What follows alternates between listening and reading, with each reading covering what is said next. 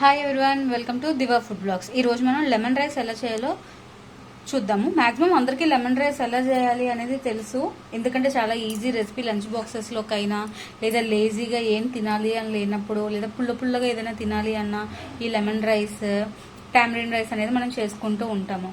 అలాగే ఒకసారి నా స్టైల్లో నేను చూపిస్తున్నాను.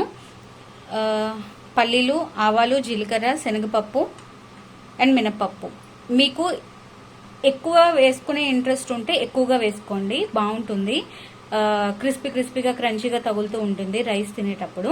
లేదు మాకు అంత ఎక్కువ పప్పులు వేసుకునే ఇంట్రెస్ట్ లేదు అనుకునేటప్పుడు కొంచెం తగ్గించుకోండి. నేను కొంచెం ఎక్కువగా వేసుకుంటున్నాను, మీకు తగినటువంటి క్వాంటిటీలో మీరు వేసుకోండి.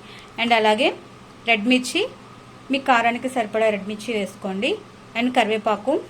నేను 2 లెమన్స్ అనేవి పిండి పెట్టుకున్నాను. నాకు 2 లెమన్స్ పట్టవు, బట్ జస్ట్ నేను పిండి పెట్టుకున్నాను, ఎందుకంటే నేను చాలా కొంచెం రైస్తో మాత్రమే నేను చేస్తున్నాను. అండ్ అలాగే టర్మరిక్, సాల్ట్. ప్యాన్ పెట్టుకొని ఆయిల్ వేసుకున్నాను. అండ్ రైస్ కూడా అండి, ఇది నేను చల్లార్చిన రైస్ అనమాట, వండేసి చల్లార్చిన రైస్. ఇది వేడిగా ఎప్పుడూ చేయొద్దు.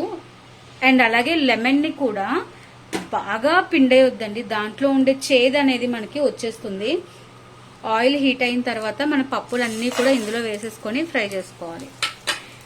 పప్పులు అనేవి కొంచెం సిమ్లో పెట్టి ఫ్రై చేసుకుంటేనే క్రిస్పీనెస్ అనేది బాగుంటుంది. లేదా కొంచెం మెత్తగా, లేదా పల్లీలు వేగవు, శనగపప్పు, మినపప్పు ఇవన్నీ వేగిపోతాయి అన్నమాట.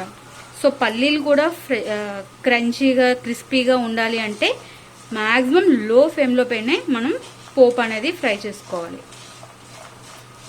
ఇది ఒక 2 మినిట్స్లో ఫ్రై అయిపోతుంది, బాగా హీట్ అయిన తర్వాత వేస్తే. చూసారా, అన్నీ ఈవెన్గా ఫ్రై అయ్యింది.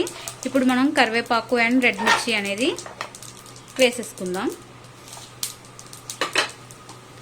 ఇది కూడా ఒక 1 మినిట్ ఫ్రై చేసిన తర్వాత సాల్ట్ అండ్ టర్మరిక్ పౌడర్ అనేది యాడ్ చేసుకుందాం.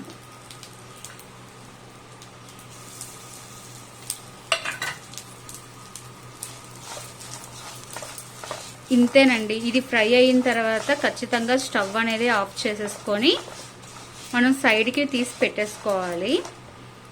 చాలామంది ఇందులోనే లెమన్ జ్యూస్ అండ్ రైస్ కూడా వేసి కలిపేస్తూ ఉంటారు. అలా కలపడం వల్ల చేదుగా అనేది అవుతుంది, రైస్ తినేటప్పుడు టేస్ట్ ఉండదు. సో మన రైస్ ఉంది కదా, రైస్లోకి కావాల్సినంత lemon,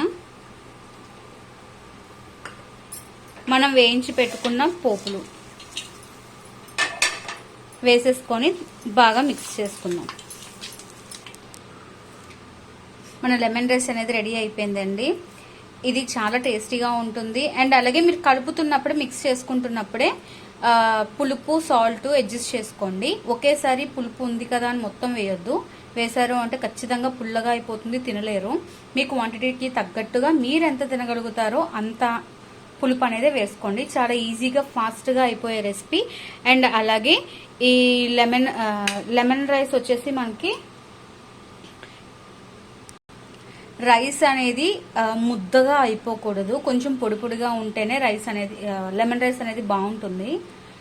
okay, thanks for watching. Please do like, share and subscribe my channel.